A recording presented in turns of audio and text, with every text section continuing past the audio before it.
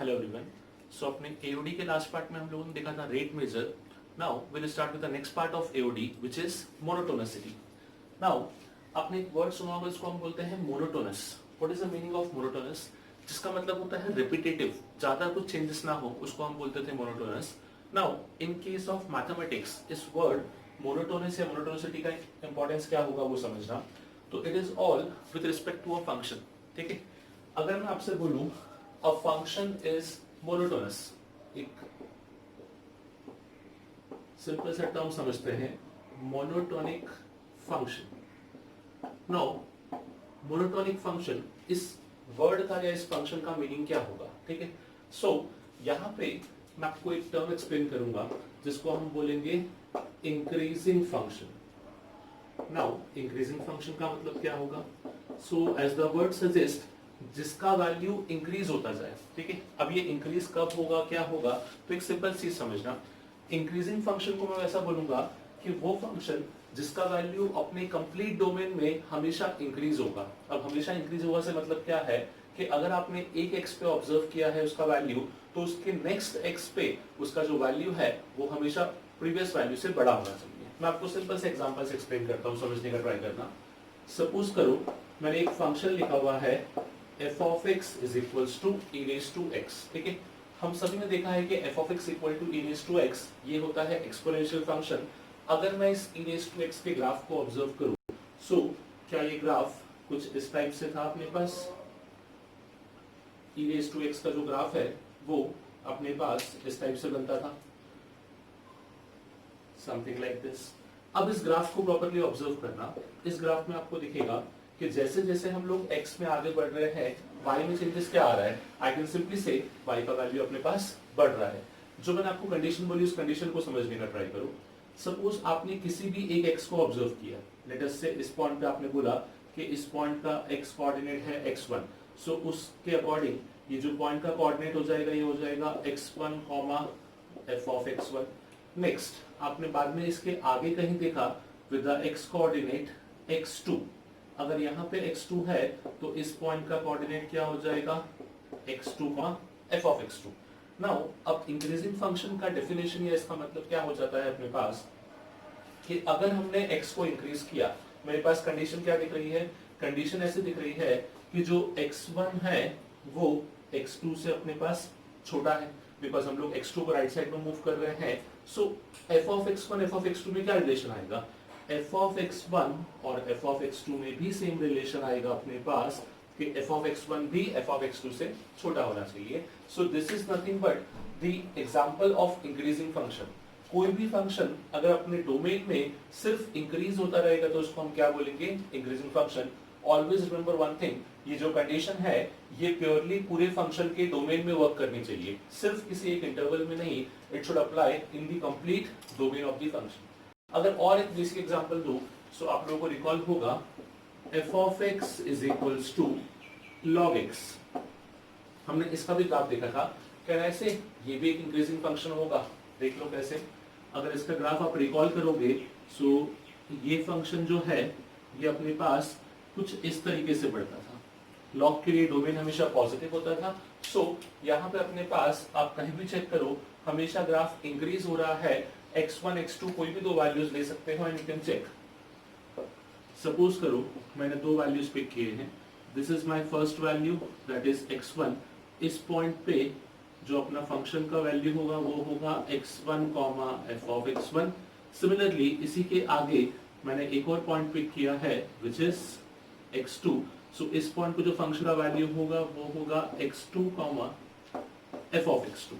Now अब यहाँ भी सेम कंडीशन फॉलो हो रहा है और कंडीशन इज सेकेंडरी। आपको डायरेक्टली ऑब्जर्व भी हो रहा होगा कि जैसे इस केस में हुआ, ग्राफ ऊपर जाके या ग्राफ आगे बढ़ते हुए ऊपर जा रहा था, दैट मींस इंक्रीजिंग फंक्शन। यहाँ भी सेम, जब ग्राफ को राइट साइड में आगे बढ़ाओगे तो वो ऊपर मूव कर रहा है और उसके कंप्लीट डोमेन में वर्क कर रहा है, दैट मींस ये क्या हो गया? Increasing function.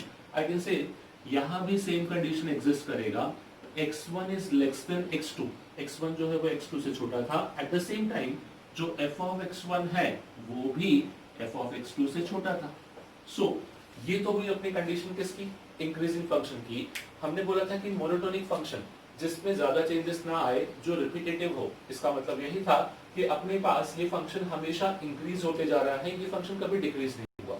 मोनोटोनिक का एक पार्ट तो हो गया इंक्रीजिंग फंक्शन, एक और पार्ट रहेगा that will be decreasing function. जैसे हमने एक कैटेगरी पढ़ा कि फंक्शन इंक्रीज हो सकता है, वैसे ही फंक्शन डिक्रीज भी तो हो सकता है। अब अगर मैं इसी फंक्शन में थोड़े से चेंजेस कर दूं, like F of X equal to E raise to X में अगर मैं थोड़े से चेंजेस करूं तो I can make this function a decreasing function. हमने इंक्रीजिंग फंक्शन के लिए कंडीशन क्या बोला कि ये जो फंक्शन है ये अपने डोमेन में हमेशा इंक्रीज होने चाहिए, ठीक है। सो डिक्रीजिंग की कंडीशन क्या हो जाएगी कि वो फंक्शन जो अपने डोमेन में हमेशा डिक्रीज हो, मतलब x का वैल्यू बढ़ाने पे y का वैल्यू अगर कम होगा तो उसको हम क्या बोल देंगे, डिक्रीजिंग फंक्शन। सिंपल सा, मैं इसी फंक्शन को क्या इस टाइप से लिख सकता हूं, f of x is equal to e to the power minus x। इसको मैंने लिया है नेगेटिव एक्सपोनेंशियल या फिर नेगेटिव पावर ऑफ एक्सपोनेंशियल। अब देखना ये कैसे, अगर हम इस फंक्शन का ग्राफ ऑब्जर्व करेंगे, सो इसका जो ग्राफ होता है वो आपके पास होता है समथिंग लाइक दिस। इस तरीके से ग्राफ आता है। अब ग्राफिकली भी ऑब्जर्व कर सकते हो, जब इंक्रीजिंग का ग्राफ था तो x की वैल्यू बढ़ाने पे y का वैल्यू बढ़ता था, डिक्रीजिंग में उल्टा हो रहा है, जैसे जैसे आगे आओगे y का वैल्यू डिक्रीज होते जा रहा है। सो सिंपल सा लॉजिक। अब अगर मैं यहाँ पे यही कंडीशन को रिराइट करूं, विच इज लेट अस से यहाँ पे कहीं पॉइंट है मेरा x1, सो ये आपका पॉइंट हो जाएगा x1 f of x1। Similarly यहाँ पे कहीं पॉइंट है x2, so this point should be x2 f of x2। Now अब अगर मैं x1 x2 को ऑब्जर्व करूंगा, सो मुझे एक कंडीशन दिखेगा कि जो मेरा x1 है वो x2 से छोटा है, बिकॉज हमको पता है कि x एक्सिस पे जब भी हम ऑब्जर्व करते हैं तो विद या on going right hand side हमेशा वैल्यू बढ़ता है, तो x1 जो है वो x2 से छोटा है। But what about f of x1 and f of x2? आपको दिख रहा होगा कि f of x1 is bigger as compare to f of x2, so यहाँ मुझे लिखना चाहिए f of x1 is greater than f of x2। ये होगी अपनी कंडीशन। सो इंक्रीजिंग के केस में क्या था कि x1 और x2 में जो रिलेशन था वही relation f of x1 f of x2 में आया था, बस डिक्रीजिंग के केस में क्या हो गया, डिक्रीजिंग में जो अपना रिलेशन था वो रिवर्स हो गया। Understood? With the increasing value of x, अगर y का वैल्यू कम हो जाए तो उस फंक्शन को हम क्या बोलेंगे, decreasing function. So these two are the parts of monotonic function, because ये फंक्शन क्या है, या तो इंक्रीज हो रहे थे या फिर डिक्रीज हो रहे थे। नाउ अब ऐसा जरूरी तो नहीं है कि हर फंक्शन अपने पूरे डोमेन में इंक्रीज ही हो या डिक्रीज ही हो। हमने ऐसे एग्जांपल भी देखे हैं जहां पे फंक्शन कंटीन्यूअस नहीं था, वो अपने पास, या आई डोंट से कंटीन्यूअस, जहां पे फंक्शन का एक सिंगल नेचर नहीं था, ठीक है। जो फंक्शन अपने पास increasing as well as decreasing दोनों नेचर को शो कर रहा था, तो उसको हम क्या बोलेंगे। सो सिंपल सा, जैसे हमने देखा इंक्रीजिंग एंड डिक्रीजिंग किसके पार्ट थे, मोनोटोनिक के, जहां पे फंक्शन सिर्फ इंक्रीज या सिर्फ डिक्रीज हो रहा था। अगर किसी फंक्शन में दोनों ही नेचर ऑब्जर्व होंगे तो उसको हम बोलेंगे नॉन मोनोटोनिक। सिंपल सा, अगर वो अपने पास सिर्फ इंक्रीज या सिर्फ डिक्रीज नहीं हो रहा है, दैट मींस उसमें दोनों नेचर हैं, और अगर उस फंक्शन में दोनों नेचर हैं तो उसको हम बोलेंगे नॉन मोनोटोनिक फंक्शन। तो इसी का सेकंड पार्ट देखते हैं, which is non monotonic functions. Okay, so now moving on to the second part, which is non-monotonic function. Non-monotonic function. Basically, हमने अभी डिस्कस किया है कि जिस फंक्शन के अंदर अपने पास ना तो इंक्रीजिंग या प्योरली डिक्रीजिंग का नेचर हो, बल्कि दोनों ही नेचर हो। सबसे पहले आपको एक फंक्शन क्लिक करना होगा, I suppose, which is trigonometric function. हमको याद है कि जब हमने y equal to sine x देखा या y equal to cos x देखा, सो इस फंक्शन के अंदर कोई भी एक सिंगल नेचर नहीं था थ्रू आउट इट्स डोमेन। ये जो फंक्शन था अपने पास, इस फंक्शन के अंदर increasing as well as decreasing दोनों ही नेचर एग्जिस्ट करते थे, लाइक दिस। अगर आप इस फंक्शन को ऑब्जर्व कर रहे हो, सो इस फंक्शन के अंदर अपने पास इंक्रीजिंग नेचर भी है और डिक्रीजिंग भी है। क्यों? अगर आप इतने पार्ट को ऑब्जर्व करोगे तो with the increase in value of x y का वैल्यू बढ़ रहा है, but for the next part with the increase in value of x y का वैल्यू कम हो रहा है। तो this function contains increasing as well as decreasing part, so इसको हम लोग बोलेंगे नॉन मोनोटोनिक। सिंपल सा example, in fact I can say trigonometry में अगर आप ऑल रियल नंबर्स या फिर कंप्लीट डोमेन की बात करोगे तो all of them are non monotonic, because एक पर्टिकुलर रेंज में या एक पर्टिकुलर डोमेन में वो इंक्रीज भी होंगे, एक पर्टिकुलर डोमेन में वो डिक्रीज भी होंगे। That means function will have both the nature in the particular or in can say in the complete domain। और एग्जांपल अगर ऑब्जर्व करें जो हमने नॉर्मल देख रखे हैं, which is a quadratic function y equal to ax square plus bx plus c। Suppose I am assuming कि जो a है अपने पास वो पॉजिटिव है और जो डेल्टा है अपने पास वो भी पॉजिटिव है। सो हमने पढ़ा है कि किसी भी क्वाड्रेटिक फंक्शन का ग्राफ कैसा होता है, इट्स अ पैराबोला। और क्योंकि मैंने यहाँ पे दो चीजें डिफाइन की हैं कि इस फंक्शन का a इज पॉजिटिव, इस फंक्शन का delta is positive, that means ये फंक्शन जो अपने पास है ये कुछ इस तरीके से बनेगा, which is nothing but a parabola, जहां पे a पॉजिटिव है that means upward parabola and delta greater than 0 that means दो पॉइंट पे इंटरसेक्ट करेगा। नाउ इस फंक्शन में भी सेम नेचर है। अगर आप इसके लेफ्ट हैंड साइड के हाफ को ऑब्जर्व करोगे तो it shows a decreasing function, but वही अगर आप इसके राइट साइड के ग्राफ को ऑब्जर्व करोगे तो it shows a increasing function. Now for this case again इसको भी हम क्या बोलेंगे, monotonic function, non monotonic function basically.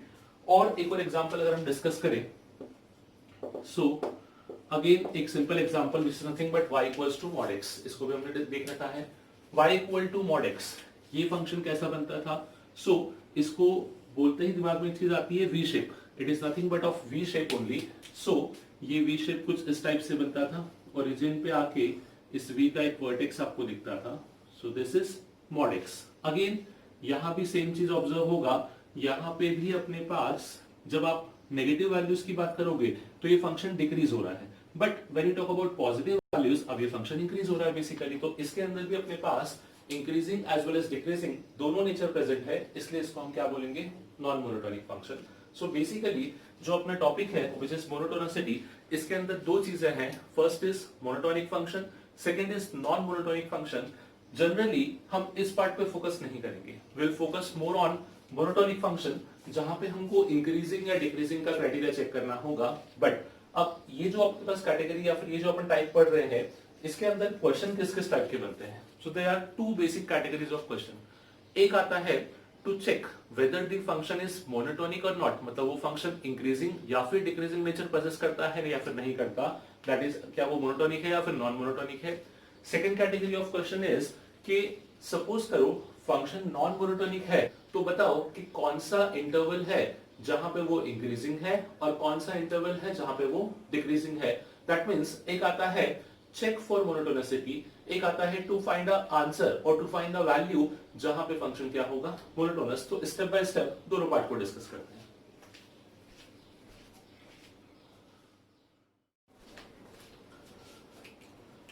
Okay अभी जो हमने डिस्कस किया वो हमने देखा कि पूरा जो फंक्शन है वो अपने डोमेन में क्या नेचर शो करता है, दैट मींस डोमेन में वो इंक्रीजिंग है डिक्रीजिंग है या फिर जो भी नेचर होगा, बेसिकली बोथ कंबाइंड नेचर भी हो सकता है which is non monotonic. Now अब अगर सपोज करो मुझे पूरे डोमेन में चेक नहीं करना, मुझे एक फंक्शन दिया था और मुझे बोला कि पर्टिकुलरली एक पॉइंट पे चेक कर लो, कोई भी एक पॉइंट आपको दे रखा है जो उसका डोमेन में लाई करता है ऑब्वियसली, कि उस पॉइंट पे चेक करो कि उस पॉइंट पे फंक्शन का नेचर क्या है, उस पॉइंट पे फंक्शन इंक्रीजिंग है या डिक्रीजिंग। तो आप क्या बोलोगे कि सर एक पॉइंट पे इंक्रीजिंग या डिक्रीजिंग कैसे हो सकता है, तो उसका भी एक कंडीशन है, उसको समझना। So now will see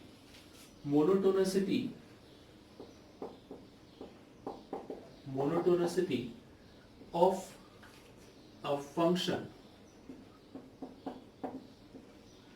at a given point. Obviously this point should lie in the domain of function. Suppose करो आपको एक फंक्शन दे रखा है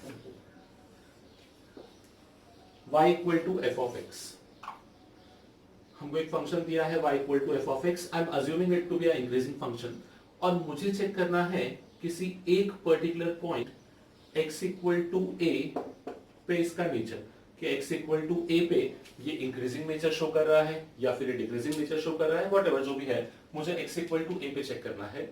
अब जब किसी एक पॉइंट को डिस्कस करते हैं, जैसे मैंने यहाँ पे ग्राफ आपको बना के दिखा दिया, नॉट नेसेसरी आपको ग्राफ दे रखा हो सकता है आपको सिर्फ फंक्शन दिया हो और उसका ग्राफ आप प्लॉट नहीं कर पा रहे हो, सो हमारे पास there should be a theoretical condition जिसके बेसिस पे वी कैन कमेंट कि अपने पास ये जो वैल्यू दे रखा है x इक्वल्स टू a, इस पॉइंट के अबाउट अपना फंक्शन क्या नेचर शो करेगा, weather it's a increasing function और इट्स अ डिक्रीजिंग फंक्शन। सो इसको चेक करने की कंडीशन क्या होती है समझना। यहाँ पे the function is y equal to f of x। Now for this case अब मैं क्या करूंगा, ये जो पॉइंट है इस पॉइंट को a बोल दूंगा, इसके जस्ट आगे एक पॉइंट अज्यूम करूंगा विच इज b, और इसके जस्ट पहले एक पॉइंट अज्यूम करूंगा विच इज c। ये जो b और c आपको किसी डिस्टेंस पे दिख रहे होंगे, I assume it to be very close to a। ठीक है, जो b और c है वो a के बहुत ही पास में है, b इज राइट अवे, या थोड़ा सा बोलूंगा जस्ट a के राइट साइड में है, एंड c जो है वो a के जस्ट लेफ्ट साइड में है। नाउ अब मैंने क्या किया, ये जो b पॉइंट है मैंने अज्यूम किया कि इसका जो x कोऑर्डिनेट है ये a से स्लाइटली बड़ा है, that means a plus h हो गया, और जो c पॉइंट है इसका जो x कोऑर्डिनेट है ये a से स्लाइटली छोटा है, दैट मींस ये a माइनस h हो गया। नाउ अब मैं a, b और c तीनों पॉइंट को ऑब्जर्व करूंगा, देखना केयरफुली। जब हम बात करेंगे a पॉइंट का, तो a पॉइंट क्या हो जाएगा, a comma f of a as per the function. जब हम बात करेंगे b पॉइंट की, सो b पॉइंट क्या हो जाएगा अपने पास, a plus h comma f of a plus h, and जब हम बात करेंगे c पॉइंट की, सो ये हो जाएगा a minus h comma f of a minus h। Now these are the conditions और दीज आर दी पॉइंट्स, ठीक है, जिसपे हमने abc कमेंट किया। नाउ अब अगर इसको फर्दर में आगे देखूं, सो एक चीज समझना, यहाँ पे मैंने इंक्रीजिंग फंक्शन बनाया था, तो आपको a पॉइंट पे फंक्शन का कंडीशन क्या मिलना चाहिए, इंक्रीजिंग मिलना चाहिए था। So now we have a condition, समझोगे, यहाँ पे अगर मैं a और b इन दोनों को कंपेयर करूं, टू बी प्रिसाइज मैं इन दोनों के y कोऑर्डिनेट को देख रहा हूं, सो आपको ऑब्जर्व हो रहा होगा कि अपने पास f of a plus h का वैल्यू f ऑफ a से बड़ा है। दैट मीन्स यहां मैं कंडीशन लिखूंगा कि f of a plus h is greater than f of a, and जब हम कंपेयर करेंगे a और c, तो f of a minus h से बड़ा है। ठीक है, f of a minus h जो होगा वो यहाँ पे होगा, so basically f of a minus h is lesser than f of a. So this is the condition to check कि फंक्शन उस पॉइंट पे इंक्रीजिंग है या डिक्रीजिंग। इस कंडीशन से मेरा ये प्रूव हुआ कि जो a प्लस h मतलब जो आगे वाला वैल्यू है वो a से बड़ा है, और जो a माइनस h जो उसके पहले वाला वैल्यू वो उससे छोटा है। तो अगर a यहाँ पे है, a प्लस h से बड़ा है, a माइनस h छोटा है, तो a पे जब पास करोगे तो फंक्शन क्या हो जाएगा, बाय डिफॉल्ट इंक्रीजिंग बन जाएगा। सो this is the condition for the function to be increasing at a particular point which is a। अब इसी लॉजिक के बेसिस पे हम लोग डिक्रीजिंग वाले पार्ट को भी डिस्कस कर सकते हैं, एग्जैक्टली सेम लॉजिक से। सिर्फ चेंजेस क्या आएंगे, अपनी कंडीशन स्लाइटली चेंज होगी। सपोज करो एक डिक्रीजिंग फंक्शन है, अगेन यहां भी मुझे चेक करना है at point x equals to a। x equal to a मुझे एक पॉइंट दिया है, मुझे इस पॉइंट को चेक करना है। सो अब मैं क्या करूंगा, मैं पूरे प्रोसेस को एज इट इज रिपीट कर दूंगा। I'll assume this point to be a के जस्ट बाद वाला point I'll assume to be b, और a के जस्ट पहले वाला point I'll assume it to be c। Now यहाँ पे हुआ अपने पास b, this becomes c। ठीक है, अब जब डिस्कस करते हैं b पॉइंट को, तो b पॉइंट पे अपन जब बात करेंगे x कोऑर्डिनेट का, जैसे हमने लास्ट केस में लिया था, तो ये क्या हो जाएगा a प्लस h। जब हम बात करेंगे c पॉइंट का x कोऑर्डिनेट, तो अब ये हो जाएगा अपने पास a माइनस h। नाउ जब हम बात करते हैं ABC का, सो यहाँ पे जो B पॉइंट है या A पॉइंट का पहले कोऑर्डिनेट लिख देते हैं। A पॉइंट का कोऑर्डिनेट क्या आएगा अपने पास, A comma f of A। Again I am assuming a function to be y equal to some f of x। Next B point का कोऑर्डिनेट, सो B पॉइंट के लिए हम क्या लिखेंगे, A plus h comma f of A plus h, और जो C point है ये हो जाएगा अपने पास a minus h comma f of a minus h। ये होगा अपना c पॉइंट। नाउ अब यहां भी मैं नेचर को ऑब्जर्व करता हूं, देखना कैसे। अपने पास हम लोग अगर कंपेयर करेंगे f ऑफ a और f of a plus h को, तो अब आपको दिख रहा होगा कि फंक्शन डिक्रीज हो रहा है, मतलब जब x का वैल्यू बढ़ेगा तो y का वैल्यू कम होगा। सो क्या यहाँ पे आई कैन कमेंट कि F of A plus H जो है वो अपने पास एफ ऑफ ए से छोटा है।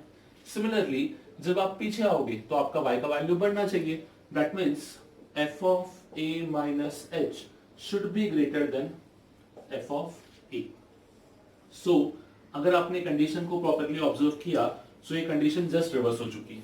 जैसे सेकंड केस में क्या हुआ, अगर आप एफ ऑफ ए और F of A plus H को कंपेयर करोगे तो एफ ऑफ ए बड़ा था। अब इसका मतलब क्या है समझना, this is F of A plus H जो है वो इससे छोटा है तो आगे आ गया, F of A minus H जो है वो इससे बड़ा है तो पीछे आ गया। मतलब ये फंक्शन इस तरीके का ट्रेंड फॉलो कर रहा है। अगर ये ट्रेंड फॉलो कर रहा है दैट मींस ये कौन सा ट्रेंड हो गया, it becomes a decreasing function. तो basically F of A plus H less than F of A and F of A minus H greater than F of A simplifies और signifies कि जो अपना फंक्शन है वो x equal to a इस point पे क्या हो गया है, डिक्रीज हो गया अपने पास। ठीक है, अच्छा हमने अब तक जितने भी केसेस देखे आपने एक चीज ऑब्जर्व की होगी कि सभी केसेस में मैंने जो फंक्शन लिया है वो कंटीन्यूअस फंक्शन लिया है। So is it the case कि increasing and decreasing nature is only defined for continuous function? क्या ऐसा होगा कि सिर्फ कंटीन्यूअस फंक्शन के लिए ही हम डिफाइन कर सकते हैं? सो नहीं, it's not the case. In fact वो फंक्शन जो डिफरेंशिएबल नहीं है, ठीक है, किसी पॉइंट पे डिफरेंशिएबल नहीं है पर वो पॉइंट उसके डोमेन में लाई करता है, हम उस पॉइंट पे भी उसका इंक्रीजिंग और डिक्रीजिंग नेचर शो कर सकते हैं। सो जो अब तक हमने केसेस लिए वो सारे कंटीन्यूअस के केसेस थे। नाउ विल सी कि अगर फंक्शन कंटीन्यूअस नहीं होगा तो उसका इंक्रीजिंग और डिक्रीजिंग नेचर पे क्या इंपैक्ट होगा, उसको हम डिफाइन कैसे करेंगे।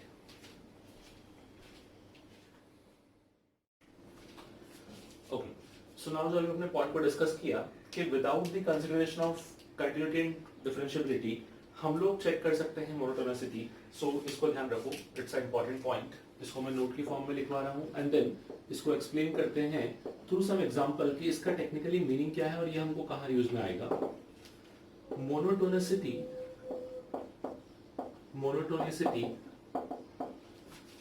Of a function at x equals to a only depends on the domain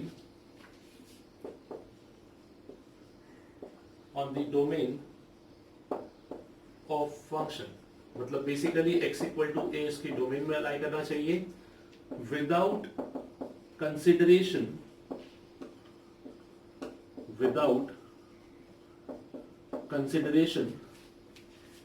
of continuity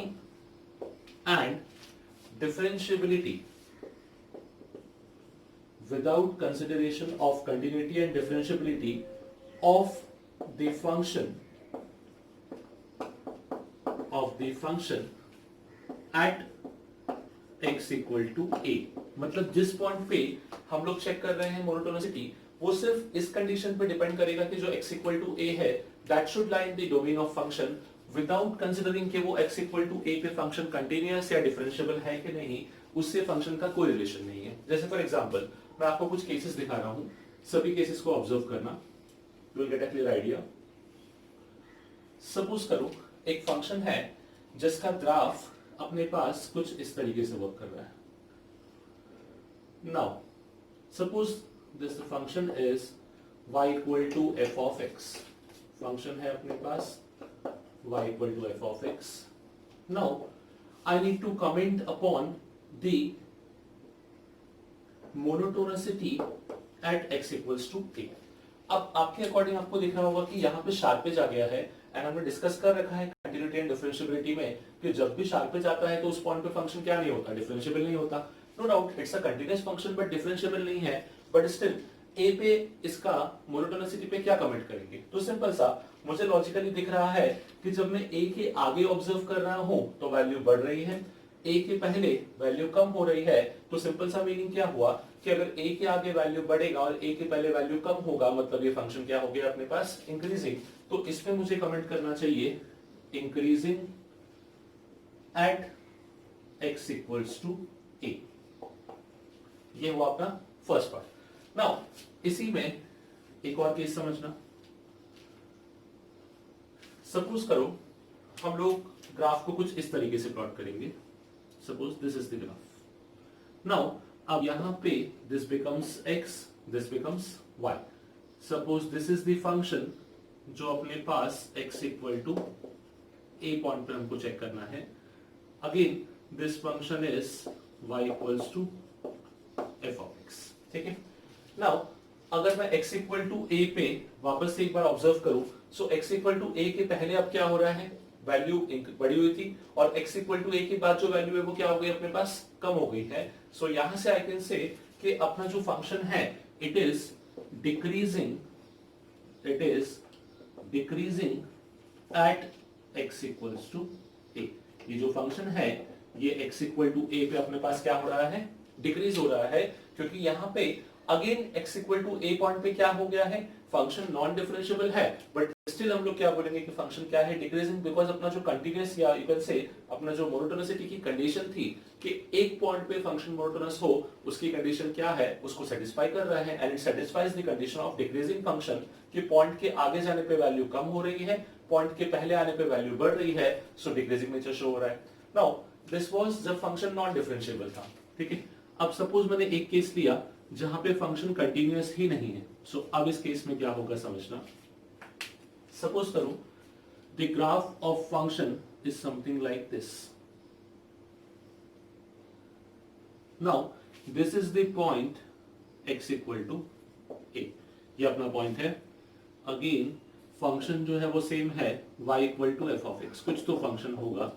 now अब इसमें x इक्वल टू a पे क्या कमिट कर पाएंगे, so again with the same logic, अगर मैं ऑब्जर्व करूं तो a के बाद जो फंक्शन की वैल्यू है वो इंक्रीज हो गई, a के पहले जो फंक्शन की वैल्यू है वो क्या हो रही है, डिक्रीज हो रही है।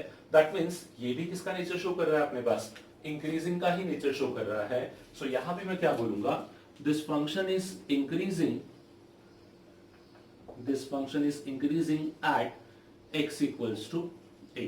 यहां भी अपना सेम वैल्यू सेम नेचर आएगा कि ये फंक्शन जो है वो x इक्वल टू a पे एग्जैक्टली आपका क्या हो रहा है, इंक्रीज हो रहा है, because of the same condition कि a के बाद जो वैल्यू है वो बढ़ गया है और a के पहले जो वैल्यू है वो अपने पास कम है as compare to f of a।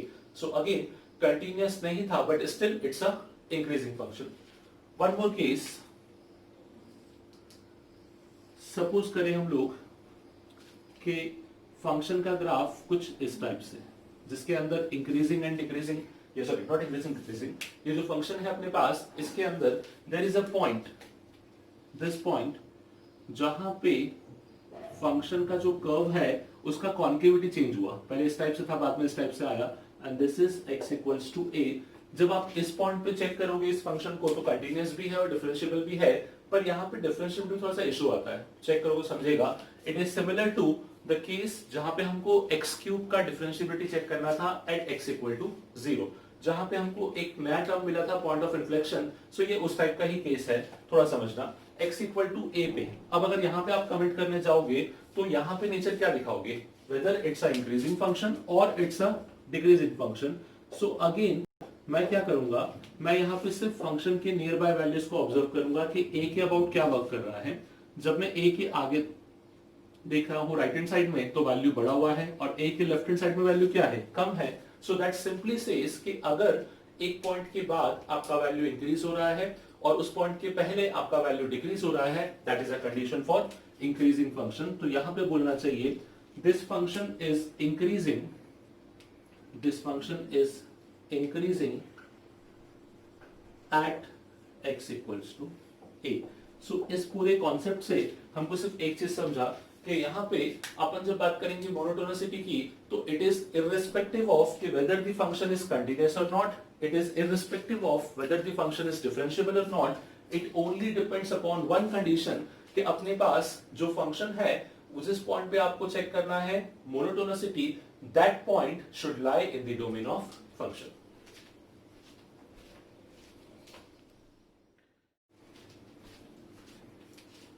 Okay, so moving on to next part, इस पार्ट को हम बोल सकते हैं one of the most important part of this topic, monotonicity, monotonicity in a interval। So basically अब हम चेक कर रहे हैं सेकेंड कैटेगरी, जहां पे हम लोगों को पूरे इंटरवल में चेक करना होगा कि फंक्शन कहां पे मोनोटोनस है, कहां पे इंक्रीजिंग है, कहां पे डिक्रीजिंग है, सो ऑन। सो मेरे पास एक पॉइंट पे चेक करने का क्राइटेरिया तो मिल गया है, पर एक इंटरवल में या फिर एक रेंज में चेक करने का क्राइटेरिया क्या होता है वो हम डिफाइन करेंगे। सो थोड़ा समझना यहाँ पे डिफाइन कैसे करते हैं। पहले मैं बात कर रहा हूँ इंक्रीजिंग फंक्शन का। मैं आपके सामने कुछ इंक्रीजिंग फंक्शन के बेसिक से ग्राफ बनाऊंगा। अब इन सब में कुछ सिमिलरिटी ऑब्जर्व करते हैं, like this is a increasing function, this is also a increasing function and this could also be a increasing function. तीनों में अपने पास अगर मैं सिमिलरिटी ऑब्जर्व करूं, सो तीनों ही फंक्शन कहीं ना कहीं इंक्रीजिंग है, सिर्फ उनका नेचर जो है वो थोड़ा बहुत आपस में चेंज है, ठीक है। नाउ फॉर सच केस अब मैं यहाँ पे क्या ऑब्जर्व करूंगा, मुझे इन तीनों में सिमिलरिटी ऑब्जर्व करनी है। Now what do you mean by similarity, कि ऐसी कौन सी कंडीशन है जो तीनों ही फंक्शन सेटिस्फाई कर रहे हैं। सो अब इस फंक्शन को ऑब्जर्व करना, सबसे पहले तीनों ही फंक्शन के अंदर क्या आई कैन से डेल्टा एक्स अपने पास पॉजिटिव होगा। अब यहां आता है what is the meaning of delta x. Delta x मतलब आता है चेंज इन एक्स, ठीक है। चेंज इन एक्स जो है अपने पास, इसका मतलब x2 minus x1 final minus initial. So अगर मैं कोई भी दो पॉइंट को पिक करूं, सो डेल्टा x जो है वो मेरे पास अगर पॉजिटिव है तो उन्हीं दो पॉइंट के करस्पॉन्डिंग जो डेल्टा y होगा वो भी पॉजिटिव होगा। आप बोलोगे सर आप ये कैसे कमेंट कर रहे हो, तो सिंपल सा, अज्यूम एनी टू पॉइंट्स, ठीक है। सपोज करो यहाँ पे एक पॉइंट 1 ले लिया आपने विच इज x1, y1, यहाँ पे पॉइंट 2 ले लिया विच इज x2, y2। जब आप इन दोनों में x का डिफरेंस निकालोगे तो आपको पॉजिटिव मिलेगा, x2 minus x1, because x2 आगे है x1 पीछे है। और इन्हीं दोनों में जब y का डिफरेंस निकालोगे तो क्या मिलेगा, वो भी पॉजिटिव मिलेगा। मतलब चेंज इन x भी पॉजिटिव है, चेंज इन y भी पॉजिटिव है। आप बोलोगे सर नॉट नेसेसरी, मैं इसको x1 y1 ले लूं और इसको x2 y2 ले लूं, मतलब रिवर्स कर दूं कंडीशन को। सो अब जब आप रिवर्स कर दोगे तो दोनों ही डिफरेंस नेगेटिव मिलेंगे। मतलब यहाँ पे there is one more possibility, that possibility is कि या तो डेल्टा एक्स भी नेगेटिव हो जाए as well as delta Y भी नेगेटिव हो जाए, चलेगा, कोई इशू नहीं है। या तो चेंज इन एक्स पॉजिटिव हो, change in X and Y, या फिर change in X and Y दोनों ही नेगेटिव हो। इसका मतलब ये हुआ कि दोनों का साइन सेम है, बोथ पॉजिटिव और बोथ नेगेटिव। इन सच केसेस क्या मैं ऐसा बोल सकता हूं dy by dx। अब dy by dx का मतलब क्या था, change in y upon change in x। Basically हम लोग पढ़ क्या रहे थे, एओडी पढ़ रहे थे, एप्लीकेशन ऑफ डिफरेंशिएशन। तो अब मैं इस चीज को डिफरेंशिएशन और you can say dy by dx से लिंक करने जा रहा हूं कि इस मोनोटोनिसिटी का डिफरेंशिएशन से क्या रिलेशन है, ठीक है। Change in y upon change in x। अब मुझे एक सिंपल चीज बताओ, अगर change in y change in x दोनों ही पॉजिटिव है या दोनों ही नेगेटिव है तो इनके रेशो पे क्या कमेंट कर सकते हैं। तो सिंपल सा मैं बोलूंगा इसका जो रेशो है वो हमेशा अपने पास क्या होगा, पॉजिटिव। बिकॉज अगर दो वैल्यूज दोनों ही पॉजिटिव है या दोनों ही नेगेटिव है तो उनका जो रेशो आएगा वो हमेशा क्या होगा, अपने पास पॉजिटिव होगा। सो इंक्रीजिंग फंक्शन की एक कंडीशन निकल के सामने आई, दैट कंडीशन इज कि कोई भी इंक्रीजिंग फंक्शन के लिए dy by dx हमेशा क्या होना चाहिए, पॉजिटिव। ये बात होती है इंटरवल में चेक करने की। नाउ इसी को मैं थोड़ा सा प्रैक्टिकली भी चेक करवाता हूं, समझना। मुझे बताओ, हम लोग इसके पहले पढ़ चुके हैं tangent and normal. So dy by dx का मीनिंग क्या था, dy by dx का मीनिंग था slope of tangent at any point, ठीक है। सो अगर मैं इस इंक्रीजिंग फंक्शन किसी भी फंक्शन को ऑब्जर्व कर लो, इस पे किसी भी पॉइंट पे टैंजेंट बनाओ तो क्या वो टैंजेंट आपको इस तरीके से दिखेंगे, first tangent, second, in fact tangent possible है पर वो सारे टैंजेंट इस तरीके से दिखेंगे। अब अगर आप इन सभी टैंजेंट को ऑब्जर्व करोगे तो ये सभी टैंजेंट एक्स एक्सिस के साथ acute angle फॉर्म करेंगे। all the tangents will form a acute angle with x axis। और अगर कोई लाइन x axis के साथ acute angle फॉर्म करती है, इसका मतलब उस लाइन का स्लोप क्या होगा, उसका स्लोप होगा हमेशा पॉजिटिव। उसी कंडीशन को ये चीज जस्टिफाई कर रही है कि dy by dx क्या हो जाएगा अपने पास, greater than 0। So for a increasing function, ये जो हमने डिस्कस किया है, it is for a increasing function, for a increasing function dy by dx हमेशा क्या होगा अपने पास, पॉजिटिव। सिमिलर वे में हम डिस्कस करेंगे for a decreasing function, for a decreasing function. अब अगर डिक्रीजिंग फंक्शन के लिए मैं यहां पे एक ग्राफ को वापस से ऑब्जर्व करूं, इन दिस वे, ठीक है। अगेन यहां पे अगर मैं तीनों ग्राफ को ऑब्जर्व करने जाऊं, सो यही तीन ग्राफ मैंने वापस से प्लॉट कर दिए, but with the reverse nature. अब मैंने इनको डिक्रीज कर दिया। क्या आई कैन से यहां पे भी मैं सेम कंडीशन को जस्टिफाई कर सकता हूं, बट अब मैं जस्टिफाई किस तरीके से कर रहा हूं वो समझना। Suppose this is your point P and this is your point Q। assume this point to be x1, y1, assume this point to be x2, y2। Now अब मुझे कमेंट करना है change in x and change in y पे, ठीक है। सो यहाँ पे आपको ऑब्जर्व होगा जब आप चेंज इन x निकालोगे तो वो तो पॉजिटिव है, बिकॉज आगे जा रहे हो, x2 minus x1 is positive, तो आई कैन सिंपली कमेंट कि इस केस में चेंज इन x जो है वो पॉजिटिव है। But similar at the same time जब चेंज इन y को ऑब्जर्व कर रहे हो तो जरा y को ऑब्जर्व करो, पहले y ऊपर था बाद में नीचे आ गया, मतलब चेंज इन y क्या हो गया आपके पास, change in y becomes negative. और I can say vice versa. Suppose करो ये पॉइंट को मैं इंटरचेंज कर दूं, तो अब उस केस में क्या होगा, चेंज इन x आपका क्या हो जाएगा, नेगेटिव, और चेंज इन y क्या हो जाएगा, positive. Now for this case अगर मैं इस पार्ट को डिस्कस करूं तो यहां पे मुझे एक चीज क्या दिख रही है, in all the such cases मेरे पास जब हम बात करेंगे चेंज इन x और चेंज इन y, तो दोनों के साइन में डिफरेंस क्या आ रहा है, दोनों के साइन में डिफरेंस ये आ रहा है कि अपने पास एक का साइन पॉजिटिव है, एक का साइन नेगेटिव है। जो यहाँ पे क्या था, दोनों का साइन सेम था, बोथ पॉजिटिव और बोथ नेगेटिव।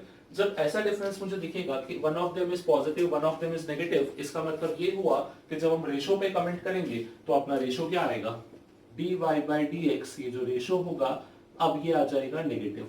मतलब डिक्रीजिंग फंक्शन की कंडीशन क्या हो गई कि उस पे या उसके किसी भी पॉइंट पे टैंजेंट का स्लोप हमेशा क्या आना चाहिए, negative. This is the condition for decreasing function, this is the condition for increasing function. मैं अगर यहाँ पे टैंजेंट को ऑब्जर्व करूं तो यहाँ पे आप क्लियरली देख सकते हो। सपोज करो मैंने एक टैंजेंट को इस तरीके से बनाया, एक टैंजेंट यहाँ बनाया। अब इन सभी लाइंस को ऑब्जर्व करना, इन सभी लाइंस में अगर आप एक्स एक्सिस के साथ एंगल देखोगे तो all such lines makes a obtuse angle with x axis, that means ये सभी लाइन का स्लोप अपने पास क्या हो जाएगा, नेगेटिव। वही कंडीशन को ये जस्टिफाई कर रहा है। सो अब यहां से हमको एक इंपॉर्टेंट प्रॉपर्टी मिला और इसी के बेसिस पे आगे हम क्वेश्चंस भी सॉल्व करने वाले हैं, बिकॉज इस चैप्टर के जितने भी क्वेश्चंस हैं उसमें से मैक्सिमम क्वेश्चन इसी कंडीशन को यूज करेंगे कि अगर आप किसी फंक्शन में इंक्रीजिंग कंडीशन को चेक करोगे तो उसका dy by dx हमेशा क्या होगा, पॉजिटिव। अगर डिक्रीजिंग की कंडीशन को चेक करना है तो dy by dx क्या होना चाहिए अपने पास, negative.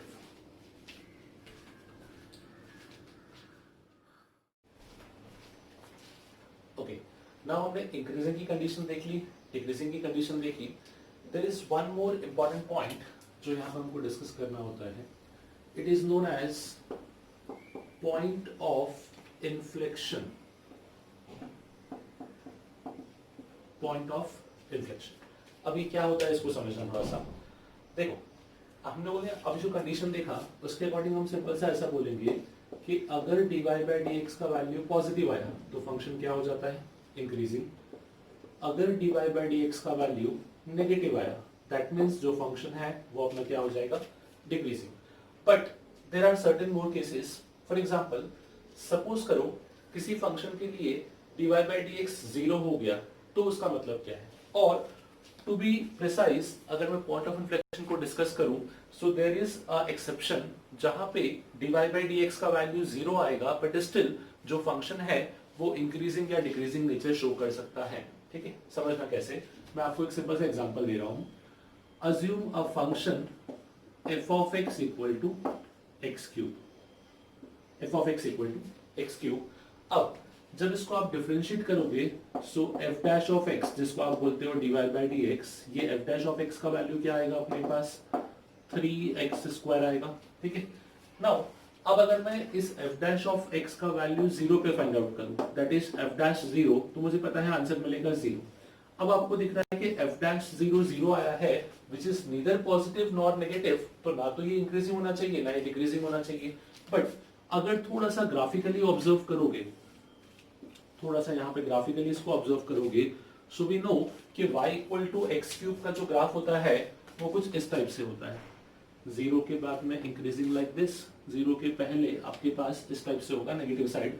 So this is y equal to x cube.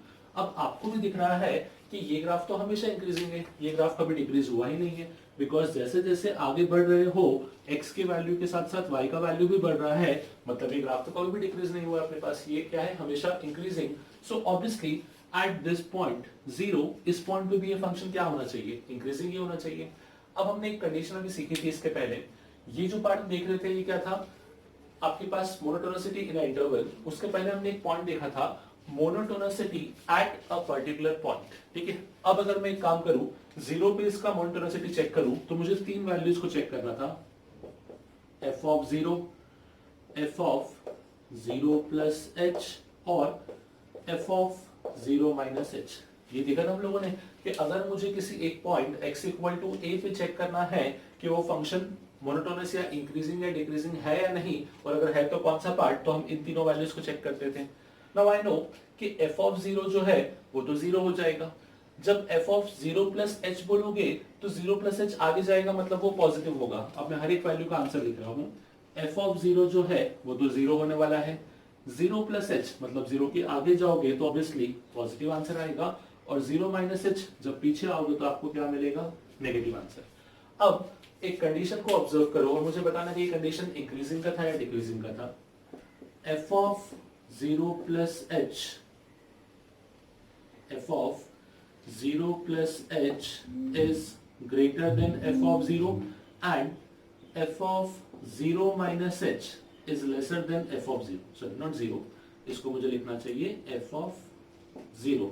थोड़ा सा अगर रिकॉल करोगे तो आपको याद आ जाएगा, f of a plus h greater than f of a, f of a minus h less than f of a, this was the condition of increasing function, और वही तो हमको ग्राफिकली भी दिख रहा था। सो एक्चुअली में ये फंक्शन क्या हो गया है अपने पास, इंक्रीजिंग फंक्शन, बट स्टिल इसका f डैश क्या आ गया था अपने पास, 0 आ गया था, जो इनमें से किसी भी कंडीशन को सेटिस्फाई नहीं करता है।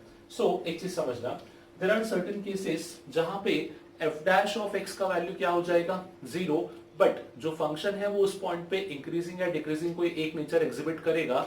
बिकॉज ऑफ दिस, ये जो पॉइंट है जिस पॉइंट पे f डैश 0 आ गया है, इस पॉइंट को हम बोलते हैं पॉइंट ऑफ इन्फ्लेक्शन, ठीक है। सो हमेशा एक चीज ध्यान रखो, अगर आपका f डैश ऑफ x 0 आ रहा है, सो एक बार इस मेथड से चेक भी कर लो कि क्या वो पॉइंट अपने पास इंक्रीजिंग या डिक्रीजिंग किसी को बिलोंग करता है, बिकॉज देयर आर चांसेस कि वो किसी को बिलोंग ना भी करता। There might be a case कि वहां पे f डैश ऑफ x 0 है, मतलब ना तो वो इंक्रीजिंग हो ना वो डिक्रीजिंग हो। ऐसा कैसे हो सकता है ये भी समझ लो। सपोज करो एक फंक्शन है जिसका ग्राफ कुछ इस तरीके से जा रहा है, एट दिस टॉपमोस्ट पॉइंट अगर आप ऑब्जर्व करोगे, suppose let this point be x equal to a, तो आप जब यहाँ पे f dash of a find out करोगे, let the function be y equal to f of x, ये तो फंक्शन हुआ।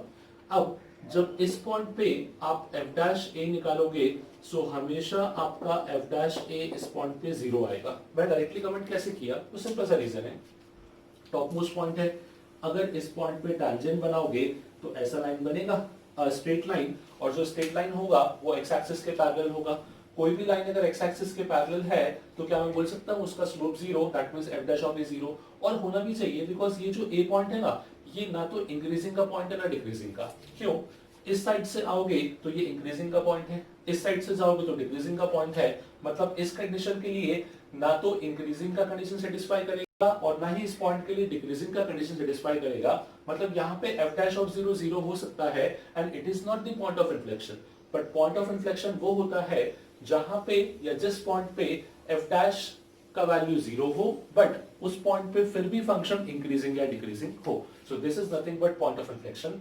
एक बार मैं खाली इसको डिफाइन कर रहा हूं, at a particular point if f dash of x is equal to 0, but at that point only if the function is increasing or decreasing, then this point is known as point of inflection.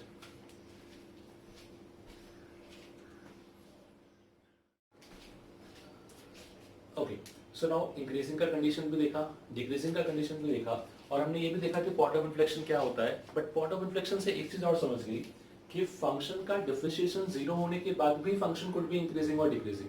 तो इससे मैं थोड़ा सा अपने conclusion को alter कर रहा हूं, समझना। मैं लिख रहा हूं conclusion for increasing and decreasing function. कि हमको क्वेश्चन में क्या यूज करना है और किस लॉजिक के बेसिस पे हमको चेक करना है कि फंक्शन इंक्रीजिंग होगा या डिक्रीजिंग, और अगर इंक्रीजिंग है तो कंडीशन क्या होगी, डिक्रीजिंग है तो कंडीशन क्या होगी। अ function f of x is said to be increasing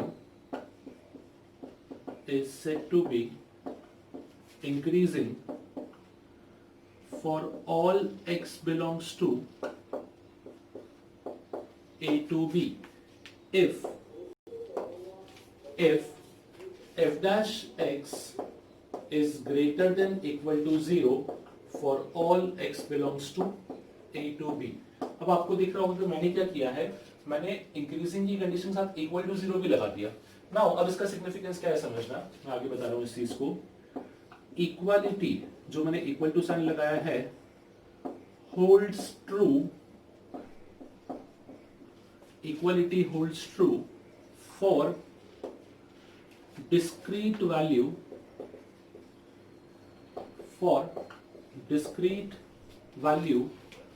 of x belongs to a to b। Now इसका मतलब क्या है समझना, हमने ऑब्जर्व किया कि इंक्रीजिंग और डिक्रीजिंग की कंडीशन थी अपने पास के f dash x greater than 0, f dash x less than 0, but at the same time point of inflection भी आया था जहां पे f dash of x 0 हुआ था बट स्टिल फंक्शन क्या था, इंक्रीजिंग, और it could be decreasing also. Now so हमने उसी कंडीशन को रिफ्रेम किया। Now the new condition is कि function will be increasing in the given interval if f dash of x is greater than equals to 0 and this equality holds true for discrete value of x। इसका मतलब ये हुआ कि जो अपना x है जहां पे इक्वालिटी आई है, जहां पे f dash of x 0 हुआ है, ये आपके पास एक इंटरवल में 0 नहीं होना चाहिए, it should not be continuous value. Discrete का मतलब ये होता है कि सपोज करो आप x बिलोंग्स टू 1 से लेके 5 तक चेक कर रहे थे, तो there are 2 points, x equal to 2 पे f dash 0 हो गया, x इक्वल टू 3 पे f dash 0 हो गया। Now that is justifiable because वो दोनों पॉइंट आपके पास एक इंटरवल को रिप्रेजेंट नहीं करते, बट वो दोनों पॉइंट जो हैं वो एक डिस्क्रीट वैल्यू को रिप्रेजेंट करते हैं। सो डिस्क्रीट का मतलब अपने पास सिंपल सा हो गया कि डिस्क्रीट मतलब अपने पास यहाँ पे जो x आया था वो x जिस पे f dash x 0 हुआ था वो x एक इंटरवल को रिप्रेजेंट नहीं करना चाहिए, that should be a individual value because उस पॉइंट को हम लोग क्या बोलेंगे, पॉइंट ऑफ इन्फ्लेक्शन। जैसे हम लोगों ने इंक्रीजिंग की कंडीशन को ऑल्टर किया वैसे ही सेम वे में I will alter the condition of decreasing function also. A function f of x is said to be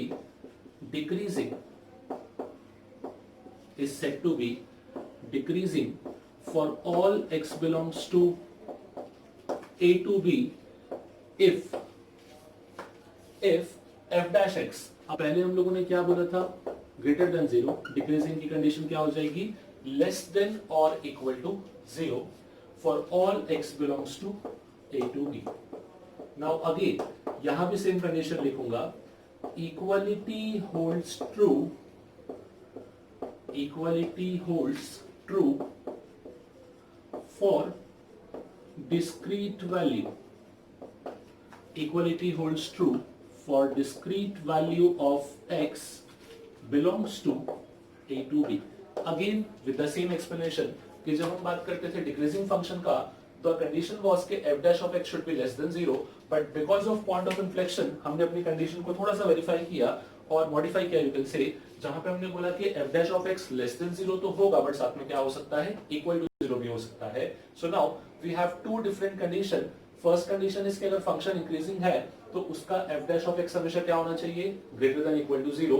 we just need to make sure कि जिस पॉइंट पे डिफरेंशिएशन 0 बना है वो पॉइंट डिस्क्रीट हो, वो पॉइंट जितने भी है वो एक इंटरवल रिप्रेजेंट ना करे, वो पॉइंट आपके पास अलग अलग इंडिविजुअल पॉइंट हो सकते हैं। Secondly the condition for decreasing function says f dash of x should be less than 0 for all the given values of x। Again less than और equal to जो हमने बोला है उसमें equality should hold true only for discrete value of x।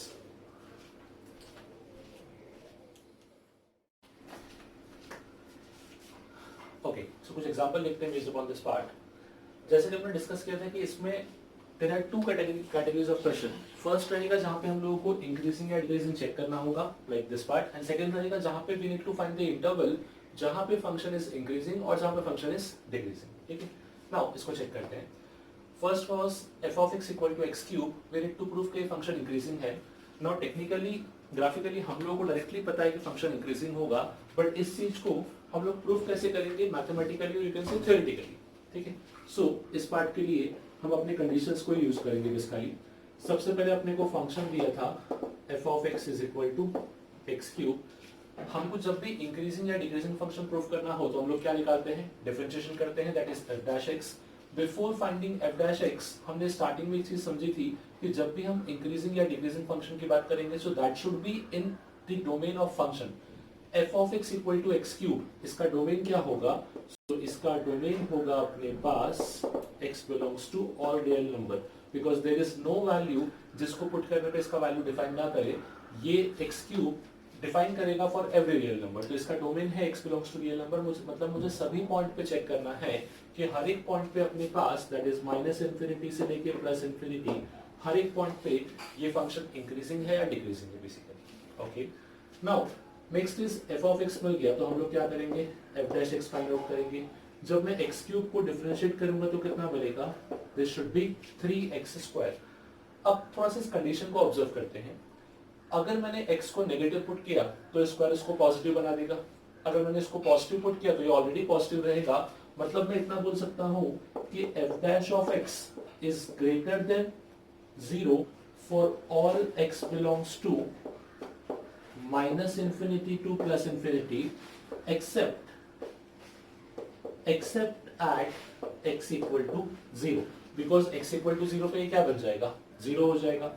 But हमने अभी condition पढ़ी just थोड़ी देर पहले कि अगर आपका function f dash of x greater than 0 आ रहा है और किसी भी discrete value 1 point 2 point 3 point पे अगर वो इक्वल टू 0 भी हो रहा है, देन वो फंक्शन क्या रहेगा अपने पास, इंक्रीजिंग। तो मैं सिंपल सा बोलूंगा कि x इक्वल टू 0 पे अपने पास f dash 0 का वैल्यू 0 आ रहा है, बट स्टिल यहाँ पे अपने पास फंक्शन क्या होगा, इंक्रीजिंग होगा। द रीजन बीइंग कि यहाँ पे कोई अपने पास इंटरवल नहीं बन रहा जहाँ पे f dash of x 0 हुआ है, it's only a discrete value. So ये अपना रहेगा प्रूफ कि f dash of x हर पॉइंट पे ग्रेटर देन 0 था, इसलिए this function is increasing. Now same logic को नेक्स्ट फंक्शन के लिए अप्लाई करते हैं। अब इन दोनों में डिफरेंस क्या है ये समझ लो। फर्स्ट फंक्शन जो था x क्यूब, इसका आपको आइडिया ऑलरेडी था कि इसका ग्राफ कैसा होता है, इसके आप पहले भी कमेंट कर सकते थे कि इंक्रीजिंग होगा अपने पास, but x minus sine x directly हमको ग्राफ नहीं पता इसका क्या होगा, सो यहाँ पे थ्योरेटिकल मेथड ही हमको हेल्प करेगा। सबसे पहले जो अपना फंक्शन है which is f of x equal to x minus sine x, अगर मैं इसको ऑब्जर्व करूं तो इस फंक्शन का डोमेन क्या होगा, so it contains two function. First is algebraic which is x, second is trigonometric which is sine x। We know कि दोनों का ही डोमेन क्या होता है, रियल नंबर, सो इस फंक्शन का भी डोमेन हो जाएगा अपने पास all the real numbers. Now अब इसके बाद जब हम लोग पुट करेंगे f dash या इसको डिफरेंशिएट करेंगे, सो f of x का डिफरेंशिएशन ये हो जाएगा 1 minus cos x। Now comes the most important part. cos x के बारे में हमको ये पता है कि cos x जो ट्रिग्नोमेट्रिक फंक्शन है उसका जो रेंज होता है वो हमेशा -1 से +1 तक होता है, मतलब cos x कभी भी +1 से बड़ा नहीं हो सकता और ना ही -1 से छोटा हो सकता है। जब आप cos का कंप्लीट रेंज ऑब्जर्व करोगे तो आपको एक चीज दिखेगा कि f dash of x जो है वो हमेशा ग्रेटर देन 0 आएगा for all x belongs to real number except at 0, 2 pi, 4 pi. मतलब बेसिकली जब अपने पास पाई का इवन मल्टीपल रहेगा उन सब पॉइंट को छोड़ के बाकी हर पॉइंट पे क्या आने वाला है, ग्रेटर देन 0।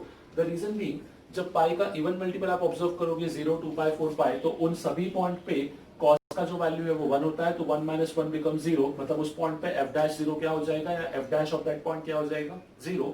अब अगर f dash of that point 0 हुआ तो मुझे सिर्फ इतना ऑब्जर्व करना है कि ये जो पॉइंट है ये पॉइंट डिस्क्रीट है या कंटीन्यूअस। मैंने आपको बताया था कंटीन्यूअस का मतलब ये था कि अपने पास जो पॉइंट है वो सब एक इंटरवल में आने चाहिए, मतलब सारे पॉइंट लाइन से आने चाहिए, बट ये जो है ये डिस्क्रीट पॉइंट है, बिकॉज पहले 0 हुआ, फिर एक गैप हो गया, फिर 2 पाई आया, फिर एक गैप हुआ, फिर एक 4 पाई, तो ये भी डिस्क्रीट पॉइंट है। मतलब यहाँ पे हम लोग बोलेंगे कि f of x is also a increasing function. Increasing क्यों हुआ, द रीजन बीइंग कि f dash of x जो था वो था ग्रेटर देन 0, और वो जिस पॉइंट पे 0 भी हुआ वो पॉइंट क्या थे अपने पास, वो जो पॉइंट है वो कंटिन्यूअस नहीं है, those are discrete point, that is why अपना जो फंक्शन रहेगा वो क्या होगा, increasing function. So this is just a theoretical method to check कि कौन सा फंक्शन इंक्रीजिंग है या कौन सा फंक्शन डिक्रीजिंग है.